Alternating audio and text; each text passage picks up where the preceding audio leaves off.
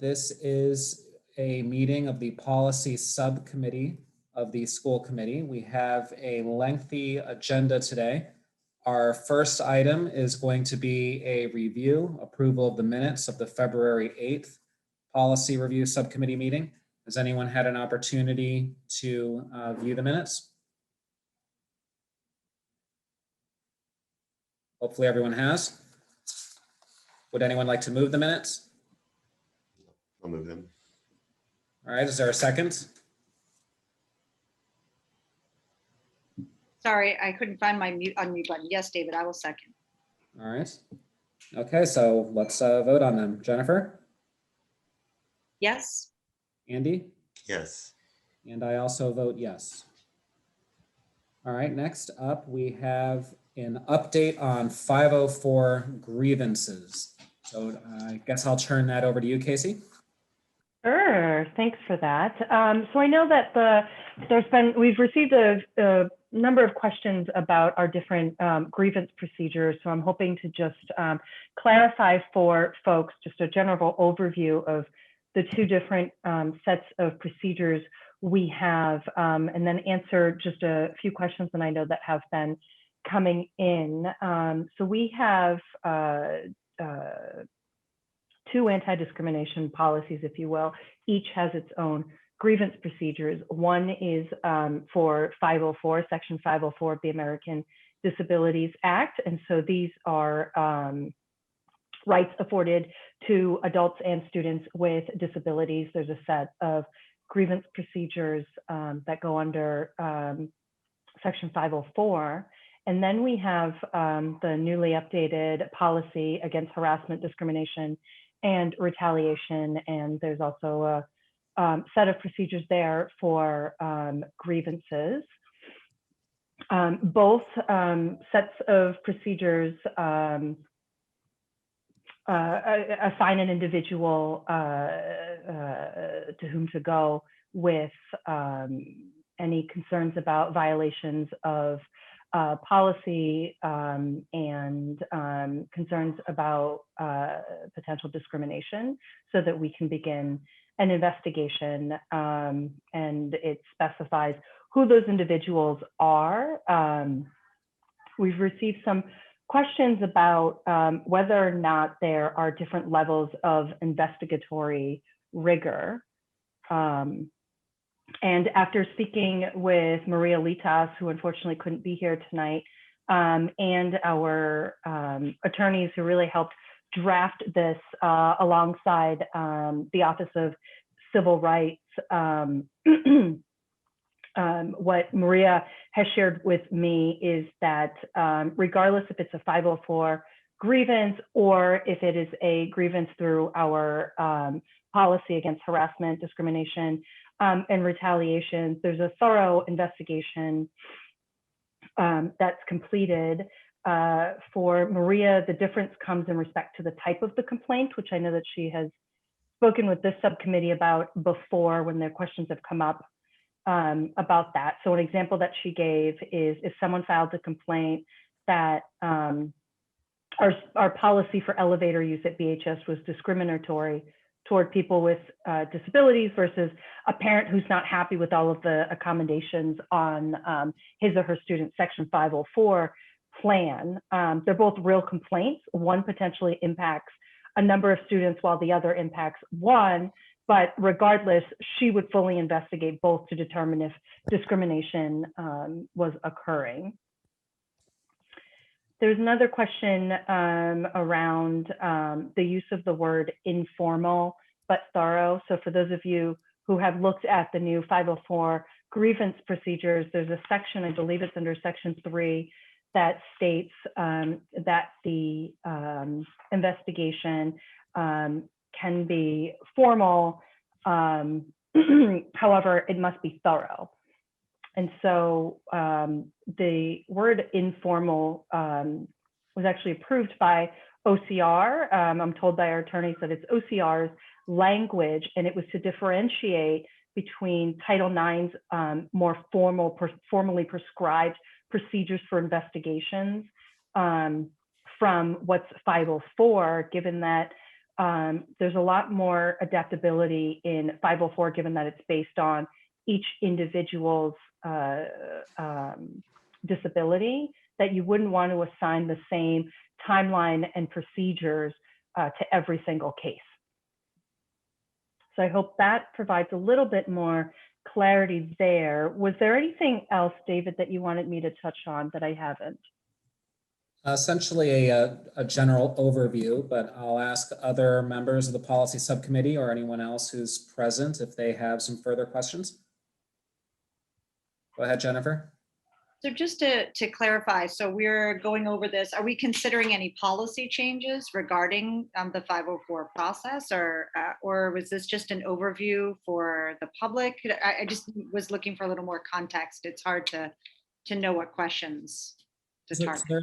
There have been various parents, members of the community who had contacted me asking for more information around what the 504 grievance procedures are and how they square with recent changes to our anti-discrimination, anti-harassment policy, which was recently updated, as well as whether there's equity between those procedures and grievance procedures in other related areas. So do we have a place on our website where those 504 grievance procedures are published so that they're easily accessible? And are they on par with a set of procedures for other complaints? Because that's procedures is sort of outside of what, we do the policy part and then the district does the procedures part. So I'm not as familiar with that. So the policies are, the 504 grievance procedures are listed under the guidance website, and the policy against harassment, discrimination, and retaliation is under quick links when you go into the PSB site. And it's purposeful to do it that way. We want people directed to the 504 page under the school guidance section. Guidance counselors are the building coordinators for Section 504, and the 504's grievance procedures would naturally fall under that piece. And then we did talk about it last time when we had Justin Gomes here about why they're called grievance procedures, but we would be talking about it at policy. I can't remember where we landed, David, but I think it gets a little squishy, I guess, there in terms of why we would discuss procedures here. But it was helpful to have that discussion here because I think it helped us simplify the steps a bit and make it easier for folks to access, given the feedback that we got from this subcommittee. Hi, everybody. I think in addition, I'm trying to figure out, because I know I read an email earlier from a parent, I think on touching on many of these subjects that I think many of the school committee members may also have received. So I think it may mean that we need to have a policy for grievance, right? So review the update around grievance, how we handle the grievance process, and then we need, it seems to me, a clear policy for how we as a school committee want to handle complaints in general. Right, and those two things that in my mind at least are separate.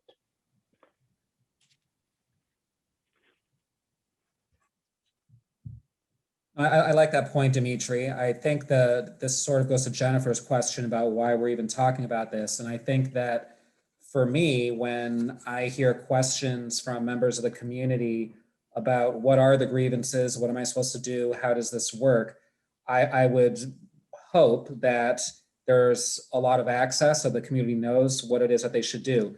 And if they're not able to find it, or if the procedures in place are not adequate for addressing the issues that repeatedly come up, then it sort of becomes an issue of policy of whether there should be a policy around how to craft those grievances, not what those grievances would be, but when to set up a grievance procedure or how to handle complaints broadly. So I really like Dimitri's answer to that because I think it explains the connection between the two. So just to clarify, there's right now there's a set of procedures. There seems to be some difficulty with either accessing or lack of clarity within the procedures possibly. And then, do we have any current policies, David, that you can think of where this work would fit into? Would dovetail, or is it a separate policy? I'm just thinking of, like, we have a bullying policy, we have procedures. We had the recent discussion about discrimination and a set of procedures with a matching policy. So I'm just wondering if perhaps where this might connect, where this work might connect, that you might have a vision for. So I don't think we have a general policy on complaints that would cover any type of complaint. So as you just said, they fit into certain categories, and those categories would be encompassed by if it's within the realm of harassment or discrimination, then it would be there. If it's in bullying, it would be found there. We have another section of our policy handbook that deals with contract issues and personnel. So complaints that are related to that would fall under those policies. But in terms of when should we pursue the composition of grievance procedures, I don't think we have a policy that would cover that, sort of that macro level issue. Just so, I'm sorry to just keep asking follow-up questions. I'm sorry, David. So are we thinking about something that's broader than 504 complaints, or are we specifically talking right now about the 504 procedures and grievances with the procedure? Or is it something much broader that we're looking to craft? Well, it's a little bit of both. So we're talking about 504 grievances because that's been brought to my attention as an area of potential concern, because sometimes it's just that people aren't aware of where to access certain information or what's already taking place. So that's why I find it beneficial when we get presentations like this, because it can also serve an educational purpose for members of the community. And then dovetailing with that point is sort of the broader issue of why should we be addressing procedures at all? And my answer to that would be similar to Dimitri's, that if our procedures are falling short in some area, then that might be an issue where we need to craft a policy around it to make sure that the procedures are being addressed. And that can either happen within the realm of the category, if it's discrimination, harassment, for example, or even broader than that, of do we want to have minimum guarantees for a grievance process for complaints of any nature that sort of serves as a base. And then depending on the type of complaint, there may be additional details, such as what we just recently did with sexual harassment, which has some very specific procedures that must be included under federal law.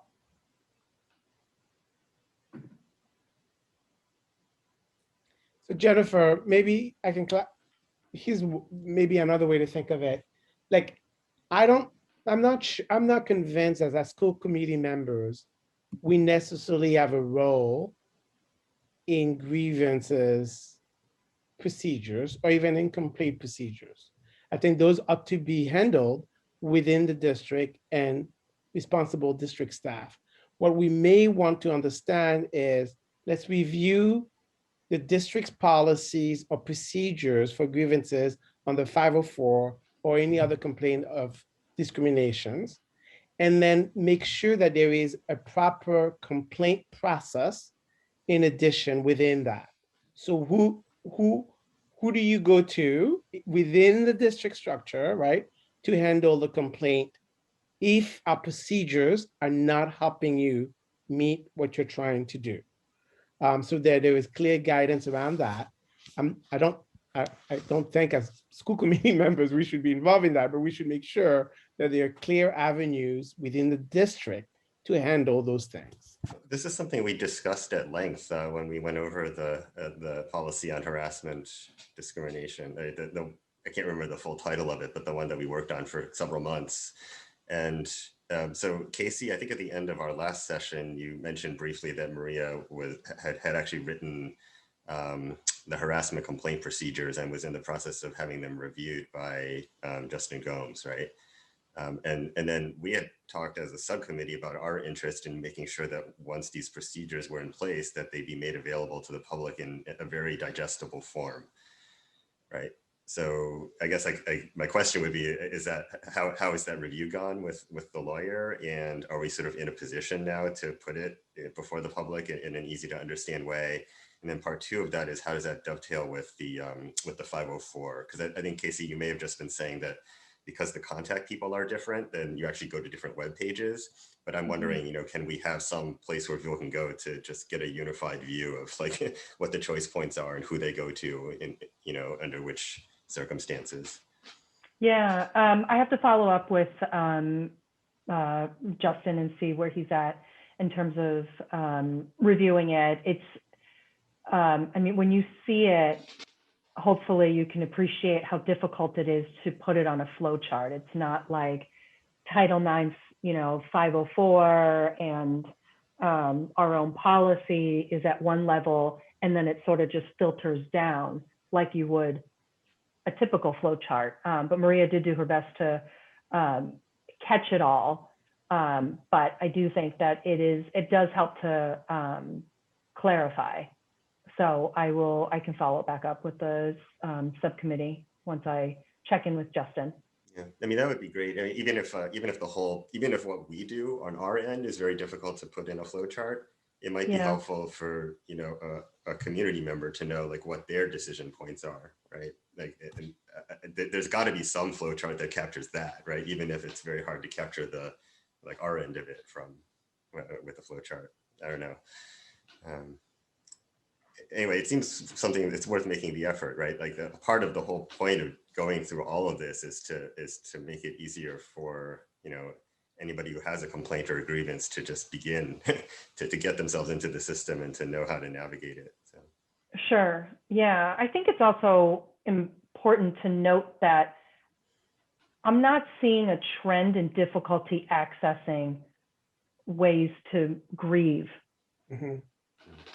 I think it's very important that the public understand that it's not like these things are nested under a sub, web page, a sub web page. I went over the weekend to look. I actually found I found a link to an old grievance procedure. So I contacted our webmaster to take it down.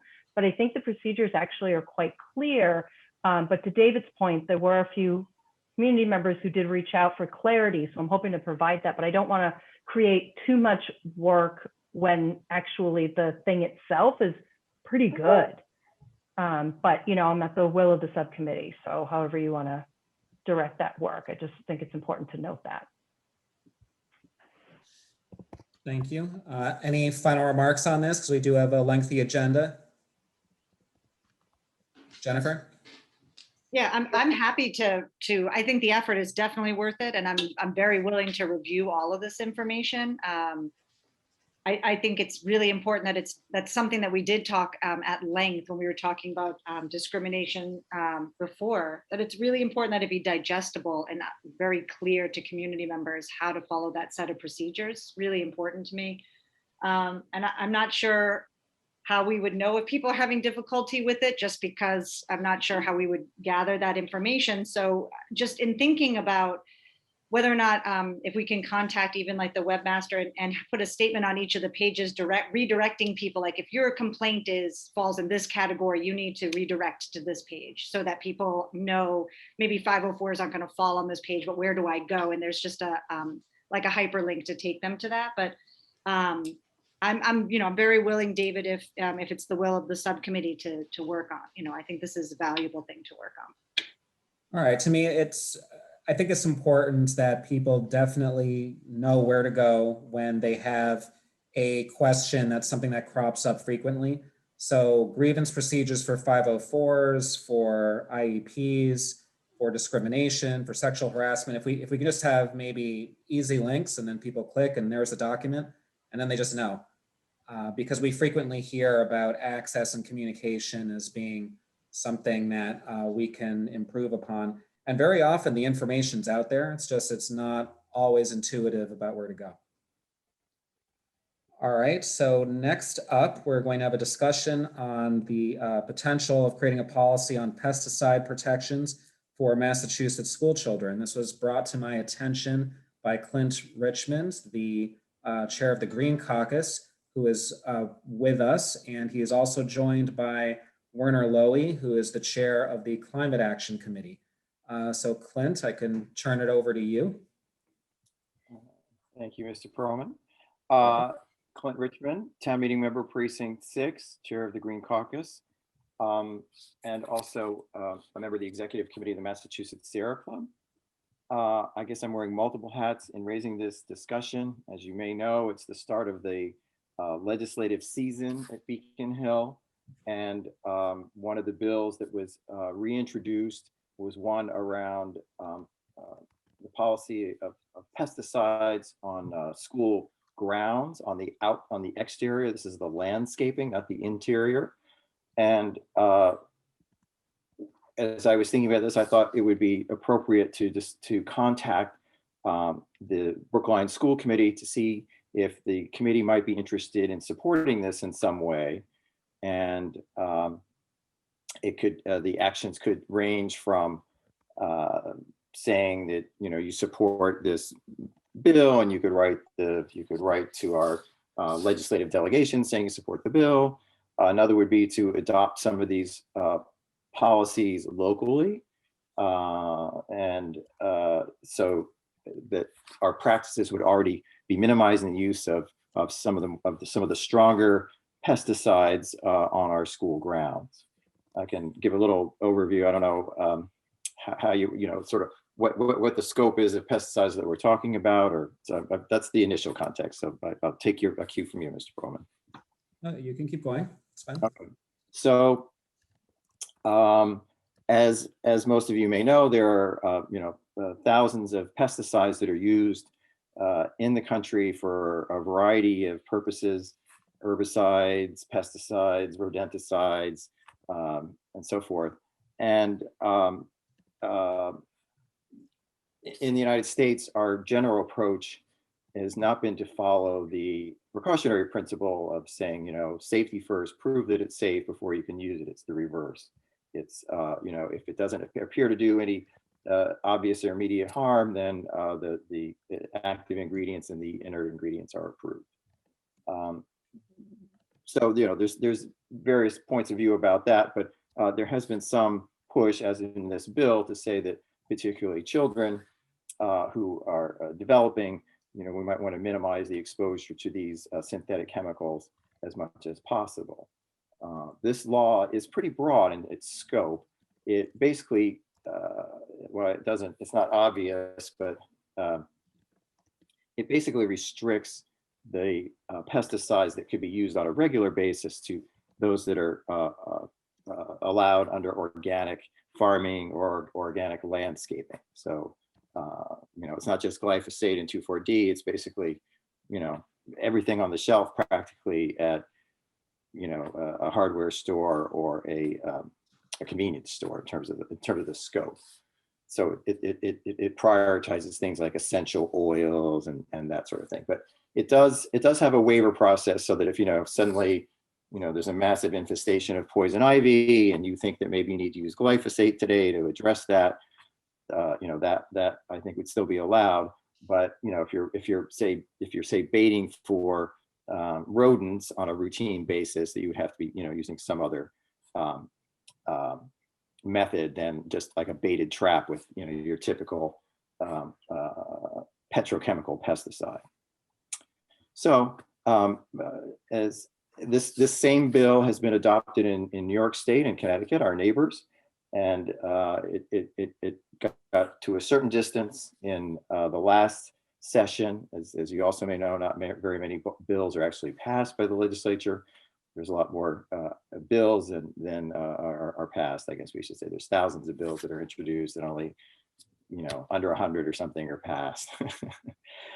So that was sort of my initial inquiry, and I do know that I think you would communicate with me, Mr. Perlman, that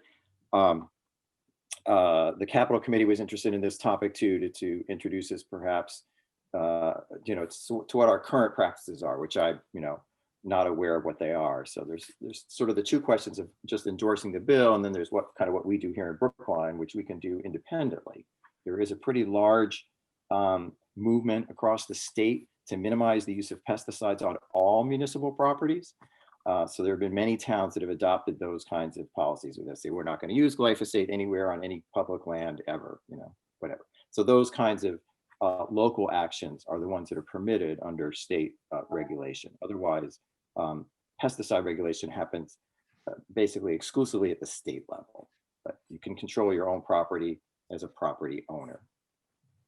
Are you aware at this time of any other public school systems in Massachusetts that are moving in the direction of taking independent action to officially limit the types of pesticides that can be used? That's a good question. I put that question out to my colleagues. It's I'm not aware of any currently, but as I said, because the states of New York and Connecticut have a similar policy, I think that it would apply to a broad number of similar states. All right. And then just to further what you alluded to about the Capital Subcommittee meeting. So Helen Charlepsky, who is the chair of the Capital Subcommittee, I had a conversation with her about this agenda item, and she said that she would be happy to address this on her committee with Matt Gillis, who handles pesticide use and sort of the environmental components of what our schools currently do. And that can help inform in terms of what policy we would craft, if a policy is necessary, or whether it's going to be more an endorsement of the proposed state legislation. All right, any questions from panelists?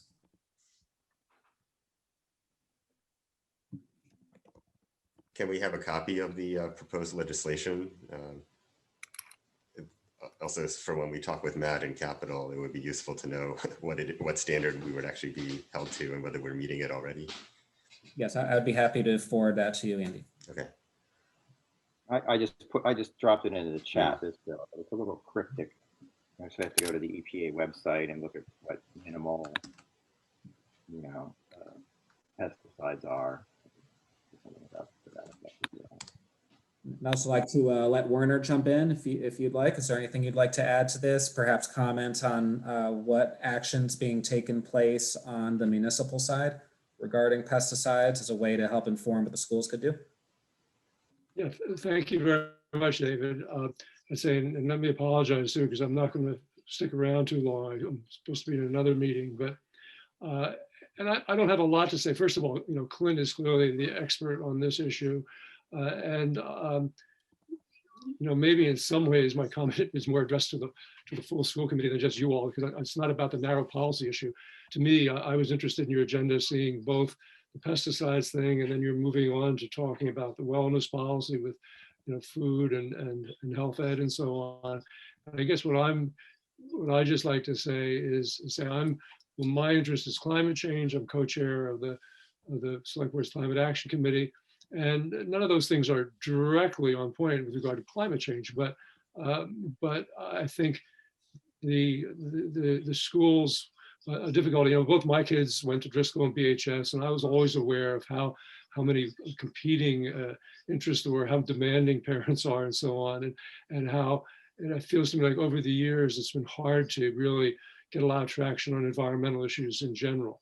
And there are certain teachers that have done a great job. Anytime any people in the environmental community have approached the school committee, you all have been very supportive. But it's hard for you all to. You got a lot of priorities and a lot of things you're trying to do. And so I was just glad to see these things on the agenda, because even though they're not climate related, and they're not even super environmental in some ways. I mean, pesticides certainly are, but that I just think it's really important for you to when these things come up, to push them forward and to make them as visible as you can, because I think there really are a lot of people in the school community that are interested in these issues, and that you're taking advantage of opportunities like this as a way to encourage parents and teachers and so on to work on broader environmental issues. So I'm really supportive of your doing this, and thank you for giving me a chance to address you about it. All right, thank you. Any other further remarks from anyone? Go ahead, Jennifer. Sorry, I was taking some notes and I heard that we were gonna be addressing this also in capital. Did you say when are we doing that? Is that this week or just some date in the future? I just wanted to, For now, just some date in the future, but I'm Okay. going to talk with Helen further about that. okay, Because Matt was unavailable to appear this evening, but he's happy to address it during a capital meeting.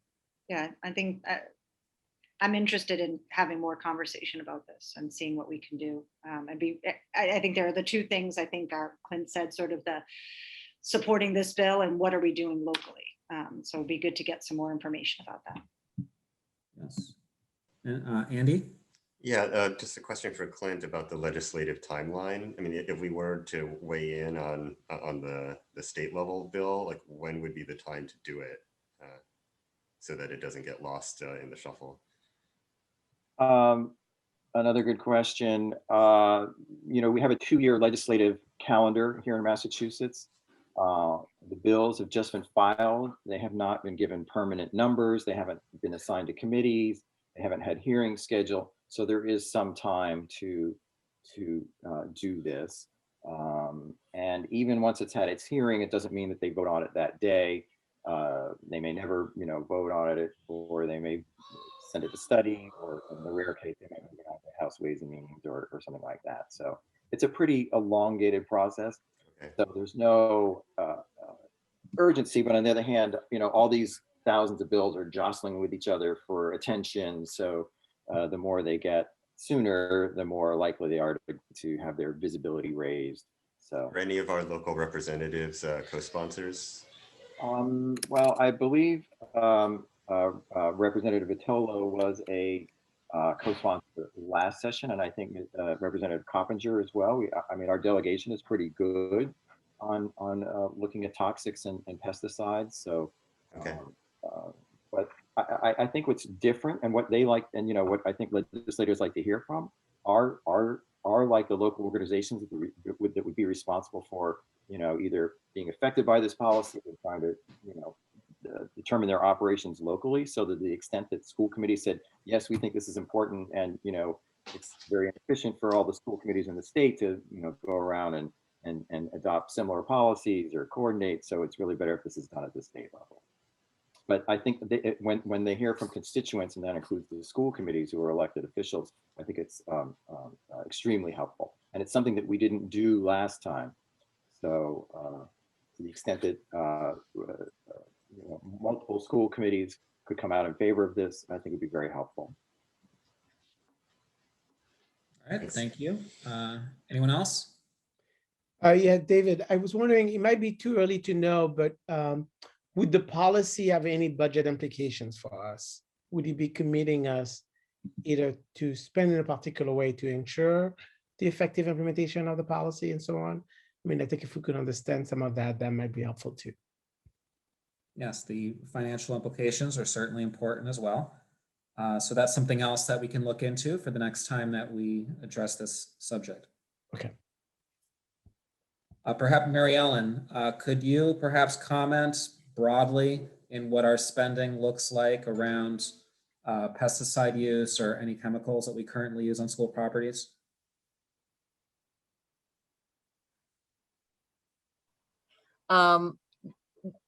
So there's the Parks Department would be chemicals on school property because they maintain our property. Chemicals within the buildings. I don't have that at the ready. I can ask Matt for what that is in terms of the cleaning, but we've been publishing a green cleaning protocol, what we use for green cleaning on our website for inside the buildings.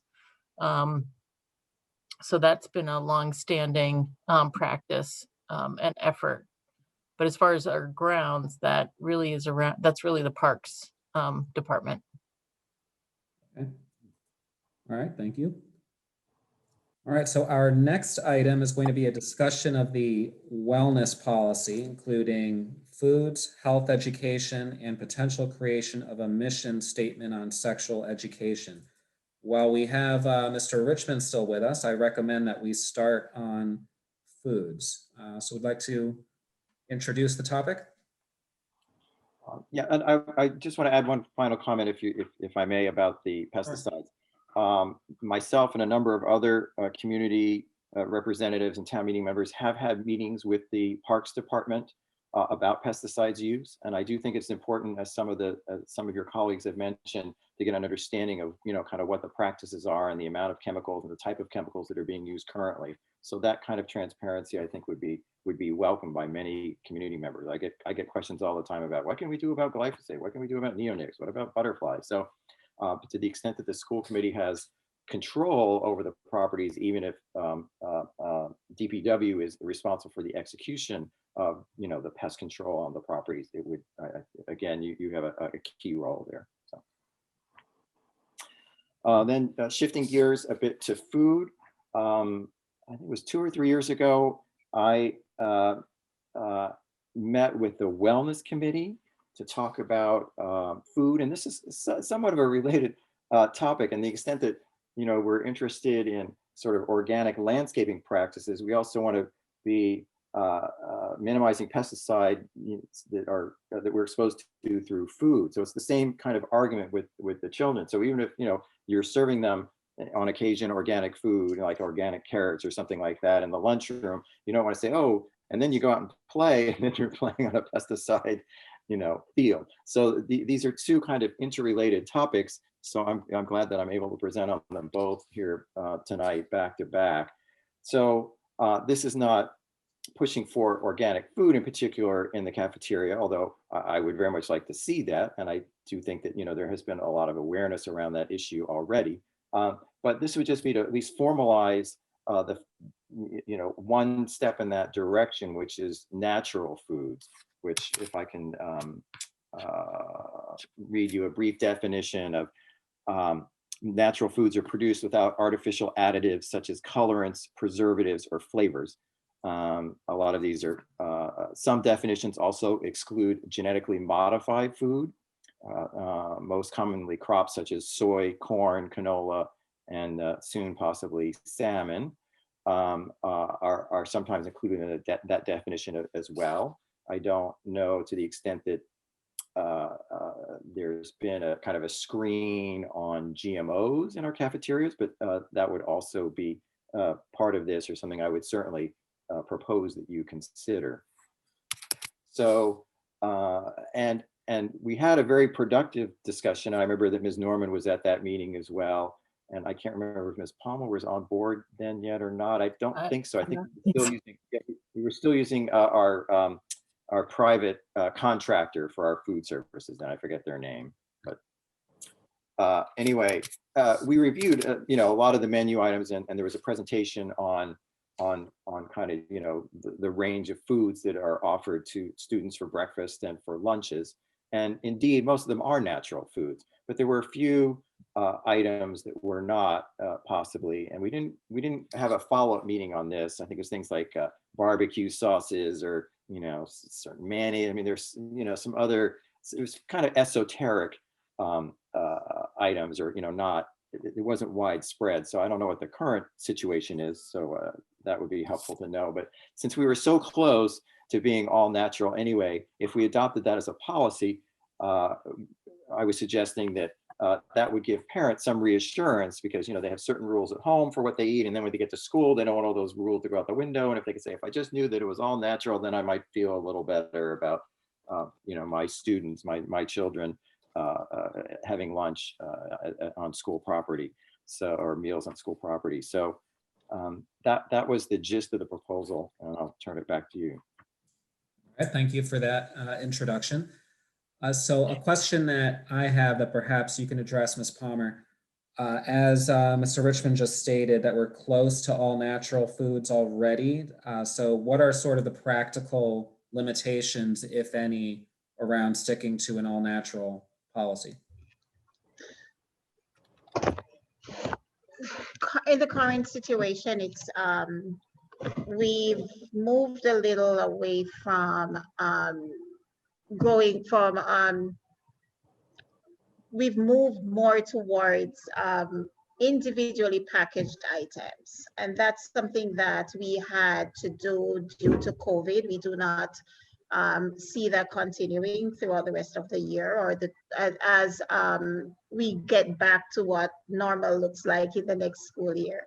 But for the most part, we have been adhering to all natural products in our school, all our items. When we joined after Witnesses, and when I came on, we joined the Mass Buying Group Collaborative, and one of their in their specifications, these are some of the things that are included in those specifications, that it has to be GMO-free or natural products as best as possible when possible. We have been pushing for not just all natural, but organic items on our menu, as well as once our budget is able to afford those, and once we have those readily available to us, it has become increasingly easier to access these because we are in the Mass Buying Group, which gives the food service department more buying power in accessing those all natural as well as organic items. All right, thank you. Any questions from committee members?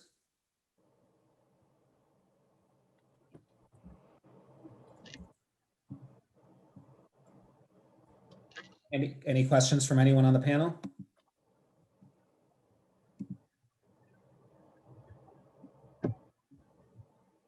I think Clinton is up. Go ahead, Mr. Richmond, go ahead. Thank you, Mr. Perlman. For Ms. Palmer, so are you saying that because under COVID, it sounds like the trend toward more individually packaged foods, that it's become more challenging to adhere to these aspirational goals of natural food? And, you know, I know that in your previous position that you were very active in local farming support and some of these other things that which were great. Hopefully you'll be bringing more of those to us as you can. But how would you characterize the situation now under COVID versus what it was, you know, before COVID? So pre-COVID, we were sourcing mostly local items. We were serving fresh fruits and vegetables. Now we have to look towards individually packaged items, including for some of our fruits and vegetables. Due to the capacity for us to individually package them and make them safe to serve through the distribution methods that we're using right now, we're packaging foods individually and packaging a meal and distributing it to the classroom. So we have to look towards items that are one, shelf stable, and items that are able to hold up under those conditions. We have, for the most part, kept half or part of our meal service in the remote meal model. We've continued to use fresh, locally grown fruits and vegetables. We've actually sourced organic greens to serve in our meal distributions, greens that are grown locally in Boston. And those are some of the things we are looking towards, finding local partners that can work with our current situation. They actually individually package those organic vegetables. That was able to help us out in terms of the amount of labor that it would use to package 500 or 1,000, 2,000 cups of foods for distribution. So there is a challenge sourcing those that are individually packaged. Most local vendor or current vendors aren't able to, they're used to serving us in bulk. We buy large quantities. It's not usually individually packaged. All right, thank you. Any other questions? So I guess, Mike, go ahead, Andy. Oh, just, I mean, is this coming in front of this subcommittee because it's being proposed to rewrite our food policy to mandate all natural foods? Or I mean, why are we discussing this now here? So there was a proposal that we consider tightening our policy around what we offer to students for school lunch. So as a part of making that decision of whether we're going to revise the policy or not, I thought it would be a good idea for us to hear from our Director of Food Services about what's currently taking place now, what we do under more ordinary times, and also hear from those who would like to see a stricter regimen of the scope of our food offerings. But that's also a good question for Mr. Richmond. So can you address what it is that you would ideally like to see? Well, as I said, I thought I would advocate for the public schools to adopt a natural foods only policy. As I said, I think it would be reassuring for parents. So to the extent that that's possible, I would still like, the policy committee or whichever body within the school committee is going to make that decision, at least initially a recommendation to the school committee to consider that. It hasn't been tabled. I don't know if it have to have a hearing or those sorts of things to advance that as a policy, but whatever those steps might be, I think would be. I would welcome the opportunity for for you to advance that policy. Now, to a question that Dimitri had asked earlier in a different context, and perhaps this could be for Ms. Palmer, or maybe for you, Mary Ellen, if you could talk about the financial implications around going to a strict all natural. When we were looking at this a few years ago, we had established a food service advisory committee, and we're looking at a lot of the different components and the presentation that was put together. And at that time, and again, we'd have to do the analysis again, but at that time, there would be a requirement.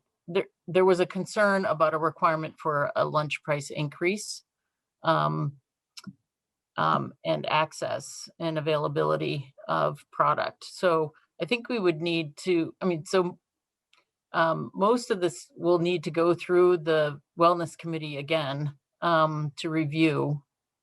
And I have put the list together of what the last meeting was scheduled March 2nd, 2020. So they haven't met since then. And I think it's the timing. I think the timing is actually good timing, frankly, coming out of a pandemic and really looking at what the nutritional standards are and where we are and what our needs of our students are. So I think it's a great time to activate that wellness committee again and have this be a topic for consideration. And I know we were doing a lot with the Harvard Healthy Food Plate as well. In terms of the proportions of foods and the mix and matching of foods, and had talked about the organic piece as well in the advisory committee. So there is no dollar amount because all that's 2 years ago that was really looked at. So I think putting it to the wellness committee to review and activate and get activated this spring, I think is a good review. I'm trying to, Sasha, do you know so we have a requirement to review our wellness policy every 6 years, right? Or is it 3 years? I think it's every 3 years. 3 years. So we're due actually. Yes. So the timing of this request is actually good because we actually are due to do a review. Then that's federally required. Yeah. And DESE required for our requirement to have a wellness policy. So I would encourage the subcommittee to refer it to the wellness committee for review of the wellness policy and consideration of this request. Okay. Any other thoughts on the subject of food offerings from anyone at all who's at this meeting? All right, seeing none, this is something we'll return to, and I second your recommendation, Mary Ellen. So Andy, Jennifer, would you like to, or Dimitri, would any of you like to make a motion for a referral to the Wellness Committee that they reconvene and consider this? Jennifer? Make a motion that Wellness Committee take up the feasibility of implementing an all natural menu and to consider the financial implications of that as well. Is that an appropriate motion, David? Yes. Do we have a second? I'll second it. All right. Andy? Yes. Dimitri, Yes.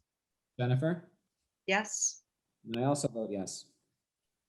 All right, thank you very much, Mr. Richmond, for coming and presenting on these two subjects. You're welcome to stay for the rest of your meeting if you would like, but we're now going to move on to a discussion of health education, sexual education, and whether to craft a mission statement around sexual education. This was brought to my attention by Ms. Utaro. Sorry if I'm mispronouncing that. I don't see her with us right now. However, we do have Ms. Rebecca Stone present. So if Robin, if you could promote Rebecca to panelists, and perhaps she could offer an introduction to us for this.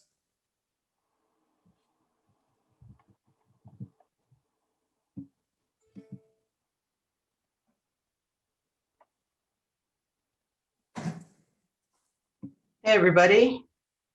Hello? Hi. Mr. Chairman, thanks for including me. Thanks for putting this on the agenda. I didn't know about it until about an hour ago. So so I'm very sorry that that Janae is not on the call, because she is essential to the conversations that we've had leading up to this. But the Commission for Women, some months ago, pre-COVID, in the before times, met with the students from Brookline High School who had been talking about sexual harassment, and committing to work with them on the various aspects of school policy and school curriculum that that would go into addressing the concerns the students had been raising. We talked about two pieces. One was the piece that you've already done, which is the new Title IX procedures. And I know that Liz Stillman on the Women's Commission was really grateful for the response that you gave to the Title IX procedures and rewriting those. We talked with the students more recently about their other concern, which was that by the time they get to the high school, they really feel like should be a continuum of education around social emotional learning that leads into the formal sex ed curriculum, and then the health curriculum in the high school, that there is no continuum, and that they essentially get to the high school without having had a real grounding in issues like consent, which are so fundamental to getting an atmosphere of respect for bodily integrity, getting an atmosphere that is not conducive to sexual harassment and to the acceptance of sexual harassment, particularly against females. So what we said was we would take a look. We thought it was important to take a look at, and I know that the students recently did a presentation to the health educators in grades 7 and 8 around what they felt should and shouldn't be a part of the sex ed curriculum in grades 7 and 8. And that's a terrific presentation. I really hope that the school committee has a chance to see it, because it's absolutely fabulous. And the students did a wonderful job in presenting both their own perspective as students, but also how curriculum can be responsive to the issues that they've been raising, and the needs that they have for better understanding, for better integration of the curriculum around, really it's around health and wellness. And so what we said, what the Commission for Women said was that, and because of my history on the school committee, I know the policy manual pretty well. And so I went back to the policy manual and took a look, and was really struck by the fact that even though we have a wellness policy that talks about health, it was written from the perspective of nutrition and physical education, essentially. And it was written at a time when those were the dominant concerns. And I was interested what Mary Ellen said about DESE requiring a wellness policy.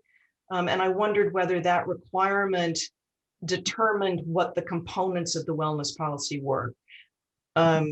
whether it is essentially restricted to the elements that are in there now, because what Janae Otaro and I have talked about is whether or not establishing a sort of a two-pronged approach to looking at how sex and sexual health education is done. One is to look at the guidance that is in the policy manual around that curriculum.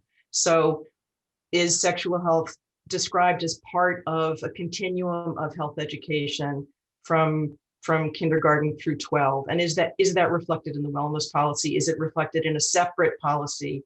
Right. And then the second thing is, having established that, which is why we wanted to talk to the school committee about having a statement, either a philosophy statement about sex ed or a directional statement like the wellness policy about the components that should be there. Because then any curriculum review that's done, which is not done by the school committee, it's done by the staff, which is appropriate, then then at least the guidance is there in the policy manual for the curriculum review to happen and to include sexual health. So what Dean Otaro and I talked about was coming to the school committee and working with you on where in the policy manual guidance for what a continuum of sex education would look like. So whether or not it's statements in the wellness, it's amending the wellness policy to include it, or whether it's doing a separate piece that is about a continuum of sex education that starts with what we do. When we do social emotional learning starting in pre-K and kindergarten, there is a piece of it every year, but even the learning expectations that are published online don't include health explicitly except in grade 5. And so fixing things like that, talking at the school committee policy level about sexual education and issues like bodily integrity and consent as a piece of the curricular continuum from kindergarten through 12th grade is what we're after. But the guidance has to come from policy. All right, thank you very much for that presentation. So to follow up on what you were saying about how the current wellness policy references health education, albeit in a different context, it's a very brief mention, so I'll go ahead and read it. So for those of you who may be following along, if you turn to section 3, health education, and physical activity from the wellness policy, number 4, health education, and I'll just read it. Health education. A, PSB are committed to providing a school environment that promotes students' physical, emotional, intellectual, and social well-being. B, the health education program will utilize a skills-based approach designed to provide students with opportunities to develop and maintain the knowledge, skills, attitudes, and behaviors necessary to be healthy and physically active for a lifetime. The health education curricula will be aligned with the state and national health education standards. The PSB health education shall be taught by teachers meeting DESE licensure requirements. Currently, the health curriculum is taught in grades 7 through 9. The PSB aims to start a specific health education program beginning in grade 6. And that's really it in terms of health education and the wellness policy. So I would agree with you that whether we amend the current policy to cover bodily integrity and sexual health or create another one, it's something that definitely appears to be missing and is a very important issue to many of our students. And we certainly do offer some sexual education prior to grade 6 even, so I'm not sure why that's not referenced here. So we also want to make sure that it matches current practices, if there's an alignment. Right. So I also invited Dr. Jett to join us because I thought it would be helpful if perhaps Dr. Jett could explain for us what takes place through the Department of Health around some of these sexual health issues and whether our students are able to utilize any of those services. So Dr. Jett, if you're still with us, if you'd like to address that. David, I don't see him on the list of panelists. Yeah, he was here until a short time ago. Yeah. Okay, that's all right. And someone from the school administration perhaps talk about what current practices are for sexual education?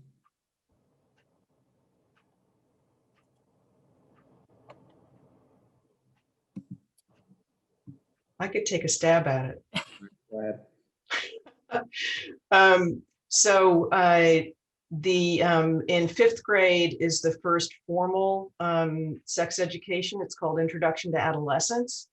And it, let's just say it covers the basics and is worth reviewing. And I think the students are actually involved. The BHS Sharp Warrior students working with Dean Nutaro are involved right now in reviewing the curriculum and the experience that the students have having it. So grade 5 is Introduction to Adolescence. Grade 6 is supposed to be what used to be DARE and is now, I believe, called AWARE, which is a grant-funded program for essentially it's drug education. It has more packed into it now, the AWARE program. I believe it's taught under a grant that's given to the police department. And so that is taught by officers who are trained to be educators in the AWARE program. And that's, I believe, in grade 6, Mary Ellen, I don't know whether you know better than I do. And then there is a follow-up to the Intro to Adolescence that is either in grade 7 or 8. And that is following the schools are following the Get Real curriculum, which was developed by Planned Parenthood, which is an excellent curriculum, but it's designed to be started in grade 6 and to continue annually. And I believe we just teach it in 1 year, and then either in grade 7 or in grade 8.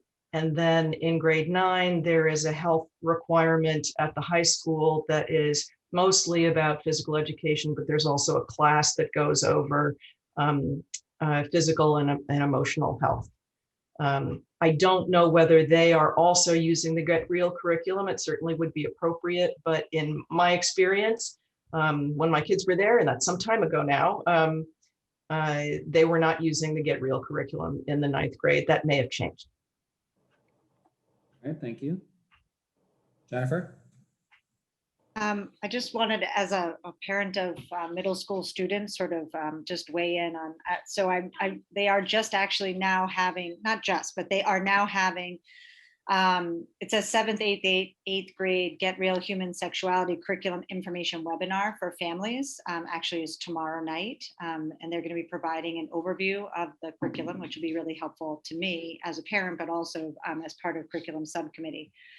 So that will clarify sort of whether it's a 7, 8, but it sounds to me like perhaps some sort of review of the program and what sort of the continuum is of what our program is through 5th through high school would be appropriate, so that we can make sure that all of the pieces sort of line up and complement each other. Those are my first impressions. All right. Any other subcommittee members have thoughts on? Go ahead, Andy. Yeah, I mean, since I guess the purpose of this conversation is to start possibly providing guidance for curriculum review. I mean, I wonder whether sex ed really whether we should be thinking of that as falling entirely under health and wellness. Because if you want to be getting students to be thinking about like its place in human life, then really it's literature that you turn to for a lot of that. And so if we're going to be thinking about where this sits in the curriculum and how to implement it, I would think that we ought to go beyond just thinking about health and wellness. So if we're going to go and do a mission statement, then that's something that I'd be interested in having in there, that this is not siloed inside that one curriculum. But I definitely agree with that point. And because sexual education is far more than just a curricular offering for students, it's also, it really does fit into the quality of their life and very much what the wellness policy is touching upon, but it's in several different areas. which is why I think that the idea of crafting a mission statement to help articulate that would be very valuable. Again, just to be clear, I mean, I love a lot of what Andy raised, Jennifer and Rebecca, but I think if I heard Rebecca correctly, would be we would create the policy for the review, but the mission statement would really be crafted by staff. Unless, Rebecca, were you thinking of something very different? So the policy manual currently has, I think it was mostly in the 1980s. There's a series of philosophy statements around major pieces of the curriculum, which are really helpful when the staff is really responsible for curriculum changes. There's actually the policy manual outlines that as well. So what I was hoping is that some combination of either a philosophy statement that is woven into the wellness policy, where it seems to at least have a home, or there, as well as a separate statement on what is sex education in in this millennium. What does it look like? What does it need to do? More of a philosophy statement along the lines of the philosophy statements that are there for other aspects of the curriculum. You could do it either or both ways, but then curriculum review is very much up to the teachers and the staff. There's a whole process.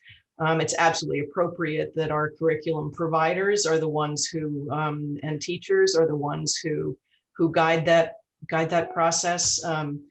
And what I was going to say is that the Commission for Women and the students in the Sharp Warriors are very eager to work with the school committee on the language of the philosophy statement or the pieces that would be woven into the wellness policy. We started looking at the wellness policy just to see how it might be done, and would be pleased to work with any of you on the subcommittee or on the committee in working through that. Thank you. And I know we have some questions in the chat, David. So we have a question from Ms. Rita Poli, who asks, is the sex education curriculum required by the state in grade 7, specifically the Get Real sex education curriculum? No, there is no requirement for sex education in Massachusetts. All right, we also have a comment in the chat from Mina Kashi. It may be worth mentioning that implementing the curriculum is left largely to the discretion of the educator conveying the information at each school.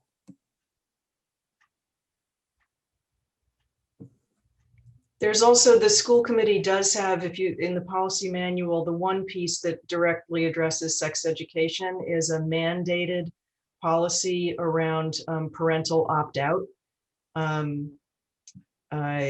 And that's one of the reasons there is, anyway, there has to be an opt-out procedure, and we have one in Brookline, and that's why all of the parents are notified, and that's for the formal sex ed curriculum. I believe that's for the grade 7-8 piece. Now, there's also a guidance counseling component to this discussion, I think, in terms of students being able to have someone that they're comfortable discussing sexual health with, perhaps beyond the curricular silo. Perhaps if Casey can comment on what we do there. Sure. It really varies depending on the population and the needs at the schools, but I do know that our guidance counselors who work at the K-8s and at the high school will meet with students, they'll run groups, and they'll have their own sort of scope and sequence looking into topics like sexuality, development of identity in general. So it really depends, but for sure, guidance counselors play a big role in that. All right, do we have any questions or further comments from committee members? I mean, I sort of like, if we could, what Jennifer suggested, like one, I think there is a curriculum implication. I really loved Andy's proposal that we really think deeply around how does this show up. And I still think, again, also that Rebecca's proposal makes sense in terms of what the Commission on Women and Students want to do. I'm wondering whether we want to start with a clear understanding of what the curriculum trajectory is, where it could be, and then from there work with the students and the Commission on Women on crafting whatever the language would be. It looks like we amended the wellness policy in June 2018, right? So we would be, and I don't think we had addressed that then, but we could, revisit that policy and make this particular piece clearer. Right, and as Mary Ellen mentioned, this is around the time that the Wellness Committee would need to be reconvening anyway, because we're supposed to have that 3-year review. So if it was last dealt with in 2018 and it's now 2021, this is a good time to look both into the natural foods issue as well as how to incorporate sexual health into the portions that address health now, but seem to leave sexual health out. And I just want to add that the Wellness Committee typically kind of divides itself into 4 quadrants. So there's a group that will do nutrition. There'll be a group that does physical health, emotional health, so it's a pretty large committee. So it's not the same people trying to be experts on all the topics that the wellness policy covers. So I think there's I believe there's capacity within that group to handle both of these items and have progress made. Okay. To what extent is student input involved in the crafting of the wellness policy? So what we did with the Food Service Advisory Committee is we actually worked with some high school students and a teacher at the high school around the nutrition piece and food and choice, and that I believe would continue, and we'd probably try to do that the same way with sexual health as well. As since there's already a group, is tap into Janae and Rebecca and what they've got going and try to tap into those students as well to have that input.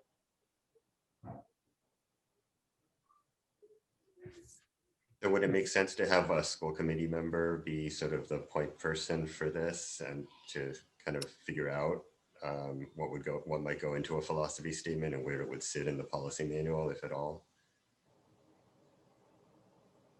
In the past, we have had a school committee member act as a liaison to the Wellness Committee. It used to be Suzanne, might still be Suzanne, but the Wellness Committee hasn't convened in a while. Anyone else? All right, well, thank you very much, Rebecca. Oh, sorry, Jennifer, you had something? Go ahead. I was just going to say that I'm happy to request a presentation to the curriculum subcommittee on our current sexual health, sexual wellness, sexual education curriculum, so that we can sort of get some clarity, but with the caveat that the March and April meetings are fully booked on like current COVID related or back to school related issues. So I'm happy to put it on the short list. It will be a little bit of time. And in the meantime, I think it would be helpful if the Wellness Committee, we could get that convened so that we could start to talk about a philosophy statement and work with students and community members on crafting that. Does that sound reasonable, David, or other committee members? Sort of looking at like April, May at this point, and it's just that we have to meet about some of these other issues that are sort of school reopening related or fall opening, and things that have financial and budgetary implications. Not that this doesn't, but we've got 2 meetings in March, so it is important. So I just want to stress that, but it's just a matter of getting it on the agenda and finding time for it. So I just want to point out the Wellness Committee hasn't convened because the staff that support that committee are tapped out doing COVID pandemic related things. So I'm a little cautious. It's totally the right place. And timing wise, but I'm not sure we have staff capacity to relaunch the committee. So Casey and I should probably talk and have a conversation and look at who the staff members are and whether there's, because it's typically myself, Matt, Casey, Trisha Laham, Sasha Palmer, and Carlin is the wellness coordinator. So I think we should talk about whether we have capacity, and Carlin may be the one that has, I don't know, but that's the hesitation I have. It's in terms of being able to jump or activate quickly this committee, let alone the parents and the other municipal employees that are on this group. Right. Do you think that would be problematic if the wellness committee were to reconvene without staff, just sort of for an initial meeting? Yes. Well, I think I hear that. Why don't we first explore when staff may have capacity to do it? I think let's start. I mean, I think it's something that we all value, but we're not in crisis at the moment, I would say, right? So it's urgent, but in the list of priority, it would be okay to sort of take it to curriculum, find out who should be the school committee liaison, see when staff capacity could allow us for us, and then we could begin to report and put together a schedule for when we think this could happen. David, is that something you could maybe follow up with Suzanne on, like who would be that liaison, and maybe Mary Ellen and Casey could sort of look at the staff side and see maybe Carlin has some capacity for that. Maybe I don't know. I understand that everyone has a lot of work to do. But maybe I think it's important to at least begin the conversations and keep it on the radar so that we can make some forward progress. Yeah, so I'll look into that.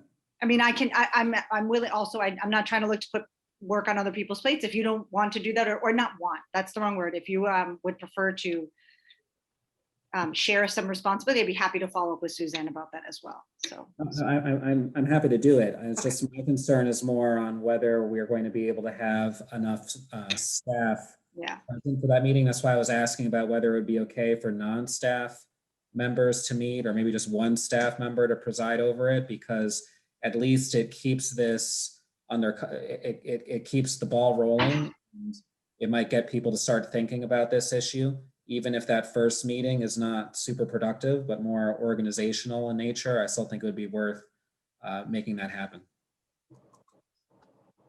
Any final remarks, Rebecca? I was just going to say thank you for having the bandwidth to even think about this right now. When Dina Taro and I have spoken both with the students, and also she's been in touch with Carlin Ueno-Yama and I believe Maria Lataz, if I'm not mistaken. So everybody was sort of, and I know Carlin's been very supportive of the general direction.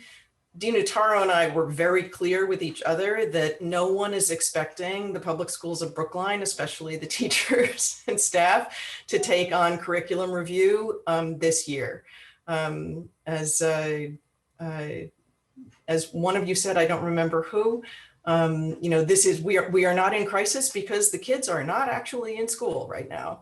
I know a lot of them are, but not all of them are, and everybody's dealing with so much adaptation because of COVID to the curriculum that this is not a crisis that needs to get attention. So if the work on the policy and the guidance for that curriculum review can be done sort of this year, surely, even if slowly, that's wonderful. And if that leads to a full curriculum review for in the next school year, I think that would be terrific.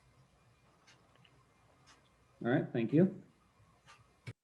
Okay, so our next topic on the agenda was a discussion of proposed draft revisions to the calendar policy. I do not yet have that, so we can skip over that one. Although if somebody would like to say anything that relates to the calendar, now would be the time to do it. What's a calendar policy? So that was what we discussed at the last meeting, where in the policy handbook, it talks about sort of indexing dismissals around parent-teacher conferences and whether we should continue doing that. It's only maybe a 2-paragraph policy. There's not a lot in there, but it didn't seem like current practices aligned with what the policy was stating. So a possible revision around that, and also whether we want to add anything else to our approach to the calendar. But a lot of that is really more collective bargaining, so there's not a whole lot more that we could add to it. All right, so next up on our agenda, possible policy deletions. So at the last full school committee meeting, we did something that I'm not sure the last time the school committee deleted a policy, but we deleted a policy.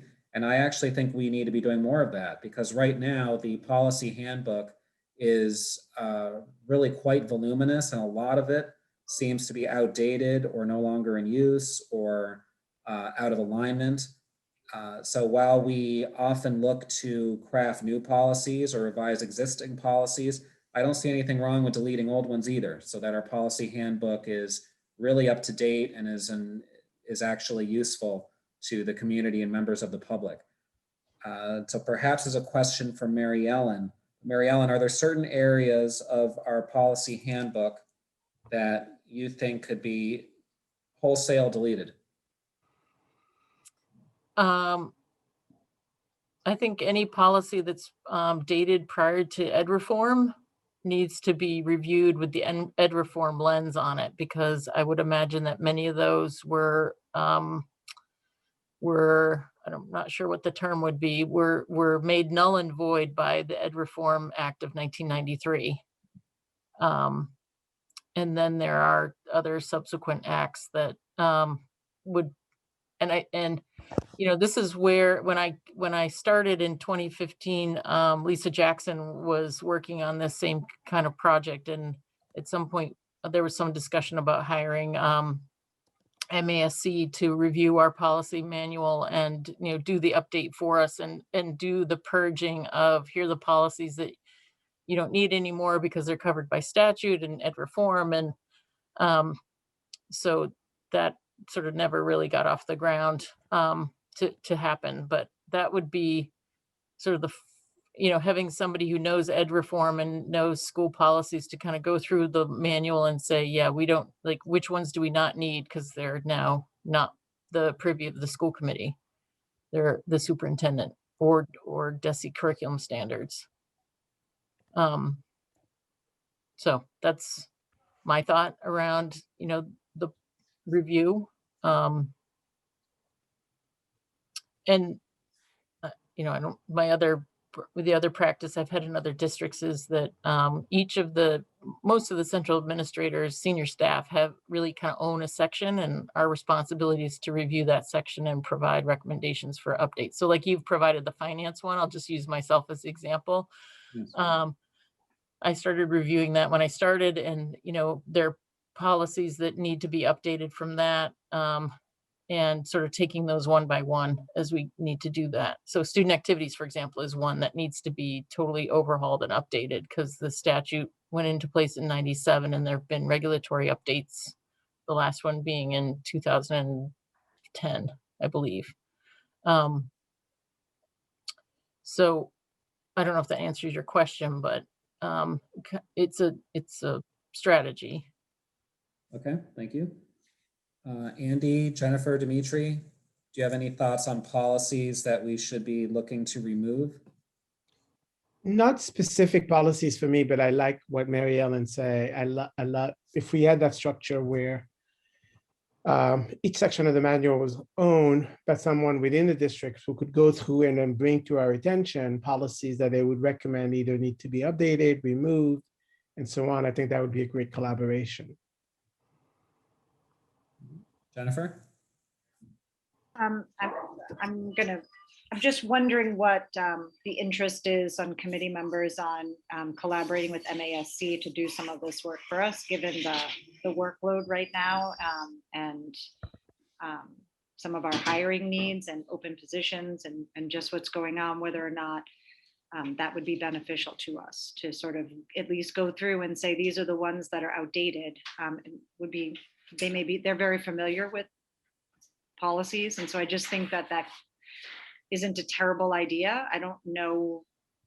Mary Ellen, is this something that there's like a financial cost associated? Is it part of our membership in MASC? How does that work? Do you know? Generally it's been a separate contracted service with MASC. And so I know different districts have done it a lot of different ways, depending on what, how aggressive they want it to be, or how sort of, so some have taken just a section and say, just update this section and then move on and kind of take a section at a time as money is available. Other districts have done a full scale kind of, overhaul. It really depends on where the committee, what the perspective of the school committee is and the urgency around shifting or changing some of the policies. So I think it's worth a conversation with the MASC staff person that does it to get an idea about what the total cost would be for them to do an overhaul, and over how much time would it actually take to do it. All right, because Go ahead. Another approach that I've been taking, so I definitely like the idea of going to the MASC, seeing what it would cost, what the implications are, and how they have handled this with other districts.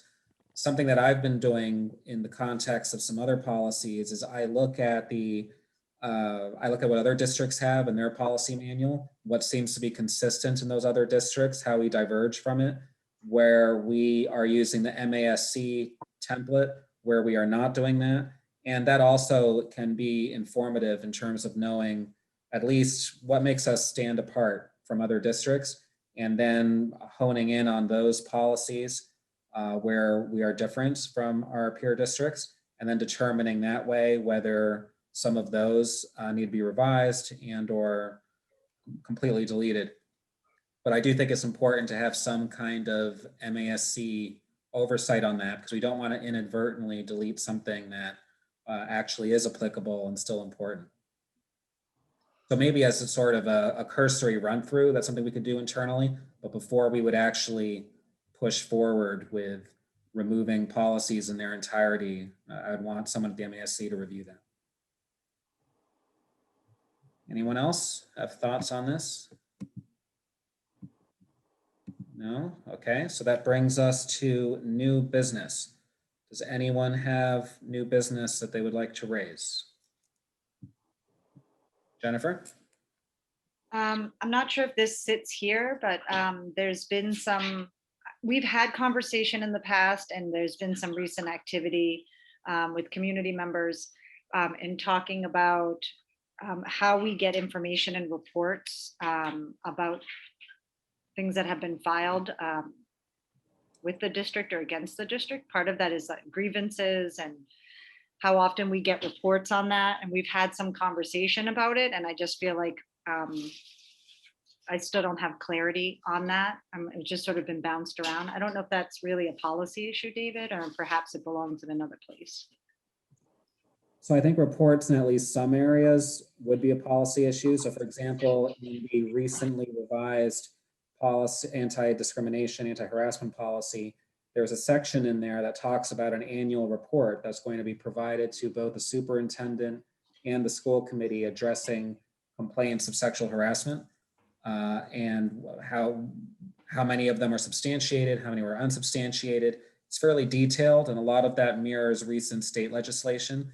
So we should have that, our first report in June. It's not June yet, obviously, but so depending on the policy, there are times where those reports would be our domain of the policy subcommittee, and there are other times it would not be. Dimitri, you wanted to say something? No. Oh, okay. Mary Ellen or Casey, would you like to comment on Jennifer's point? No, I don't have anything to add. I guess I was just wondering if there are other places where we need to put language like that in, or should think about whether or not there are places where that might be an appropriate place to, that there might be other policies where there's an appropriate place to have some of that sort of feedback to the committee, just so that we can understand what's happening, the larger picture of what's happening within the district. So just And- food for thought. No, I do like that idea because right now, and this touches upon our first discussion this evening, where we weren't entirely sure about where we discuss grievance procedures. If in a lot of our policies, we have a provision somewhere that addresses a report being provided to school committee and the superintendent, even if it's just once a year, that will help inform us as to what's taking place in terms of any guidelines that were promulgated as a result of a procedure, of a policy, excuse me. And that might also be more efficient on our time in terms of bringing up guidelines and procedures during our policy meetings. If we had those reports, even if it's just once a year, then we would have a better idea of what's taking place. Even if we had those, though, I do think that there's some value to occasionally discussing a policy, not for the purpose of revising it, but just so that the public knows what's taking place, because not everything falls into curriculum or into capital or into finance. So I don't want certain issues of interest to slip through the cracks. And I think that the policy subcommittee meeting is maybe a place where we can have some of those discussions that otherwise would not take place, and more to inform the public, just like we do on other subcommittees. All right, anyone else? No? Okay, well then that concludes this evening's meeting. Thank you everyone for participating. And thank you to members of the public who also came and provided comments in the chat. Thank you to those who have emailed us and have brought to my attention these different issues that are of importance to you. And feel free to continue doing the same. All right, good night, everyone.